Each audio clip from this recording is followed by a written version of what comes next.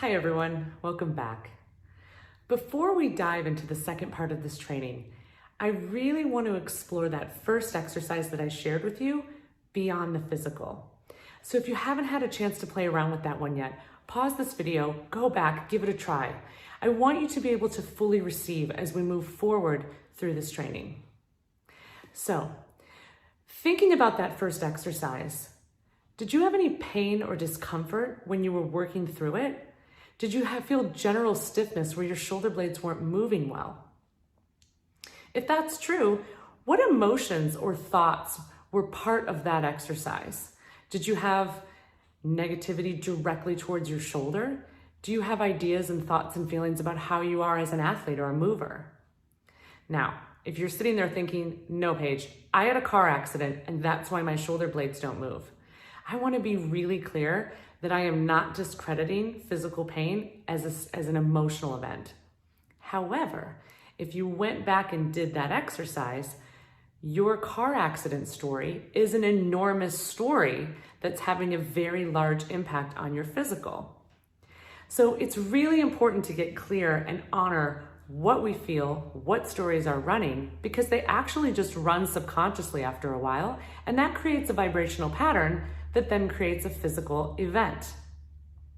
They kind of start to feed back and forth on one another.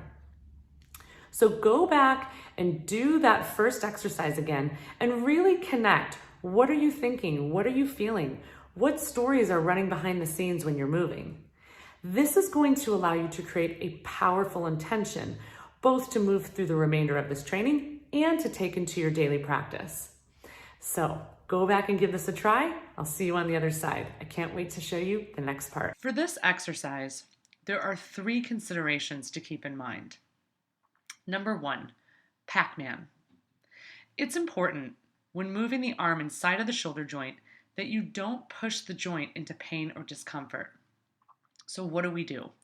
Well, you're literally going to Pac-Man your way around any pain or discomfort that you have and then continue with the exercise. This strategy does 2 things. It honors the boundary of pain-free movement while also creating positive changes in a 15-degree radius beyond what your arm is actually doing. Therefore, you're actually improving your range of motion and function without putting yourself at risk for pain or injury. Number 2, honey. You want to imagine that you're moving through honey instead of air so that the movement is slow and controlled. This slow and controlled movement creates structural change deep within the joint socket. And finally, number 3, Pilates form check. When the arm is lifted up by the ear, it's an important time to check on form. Take note of the left-hand side of the screen. Here, you'll see my lower back is arched and the front of my ribs are poking forward.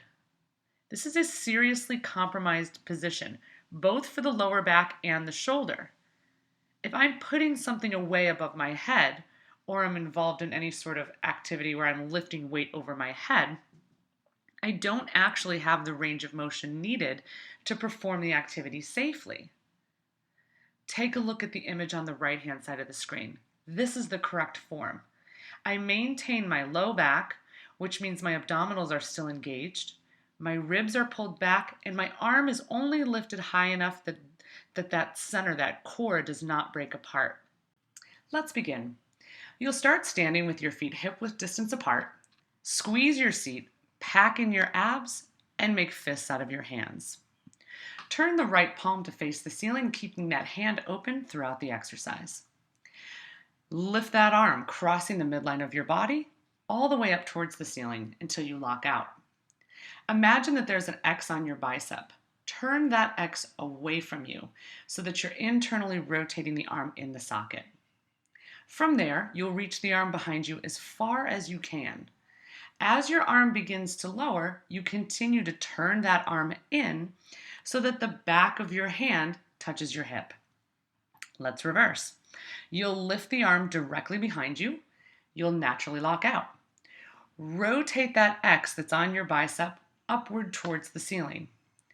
Reach that straight elbow all the way up to the ceiling and then lower the arm in front of you, crossing the midline of the body. Move 1. You lift that arm, crossing the midline of the body, all the way up to the ceiling. Move 2. Rotate that X on your bicep away from you. Move 3. Reach that arm behind you as far as you can. And move 4. Continue to turn the arm in as you lower the hand down to your hip. Let's reverse. Move 1. Reach that arm behind you. You'll naturally lock out. Move 2. Rotate that bicep upward toward the ceiling. Move 3. Reach that arm all the way up towards the ceiling as high as you can. And move 4. Lower that arm, palm faces the ceiling, crossing the midline of the body. Let's switch arms. Crossing the midline of the body, lift that arm up towards the ceiling.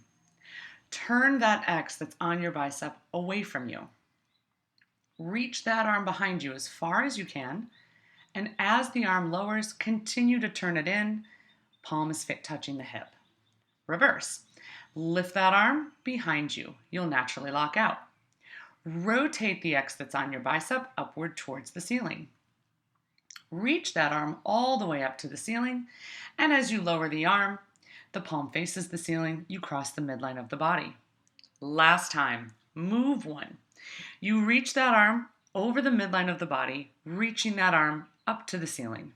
Move 2. Turn that X that's on your bicep away from you. Move 3. Reach that arm behind you, continuing to turn it in. And move 4. Arm lowers, still turning the arm in as it touches the hip. Move 1. Reach the arm directly behind you. You'll lock out. Move 2. Rotate that bicep to the ceiling as much as you can. Move 3. Lift that arm up towards the ceiling. And move 4. Lower the arm down, palm facing the ceiling, crossing the midline of the body. It's easy to see that today's exercise was way more complex than the first exercise that I shared with you. But don't sweat it. Just keep practicing. You're going to work out the kinks in your understanding and in your movement. And I encourage you to take a video of it because your range of motion is going to improve greatly. Super important that you do this exercise after what I shared with you from video 1. So that shoulder blade exercise followed by what we did today. This is going to set you on a path to building a healthy and stable shoulder foundation. Now, there's one more key element that I'm going to be sharing with you in the next video, and that's breath. And you don't want to skip this one because breath is so important. You see, the shoulder blades lay over the lungs, and that can be like a set of armor, or it can be like wings on your back. If it's like a set of armor, it can cause dysfunction in the shoulder blade, it causes shallow breathing, and it puts your nervous system into a state of fight or flight. Contrast that with when you're breathing deeply. Your nervous system is in a parasympathetic state, so you can receive, you can learn, you'll be moving naturally with the shoulder blades, so the breath is actually supporting your movement. I'm really excited to share this most important and simple exercise with you. I hope you'll join me there.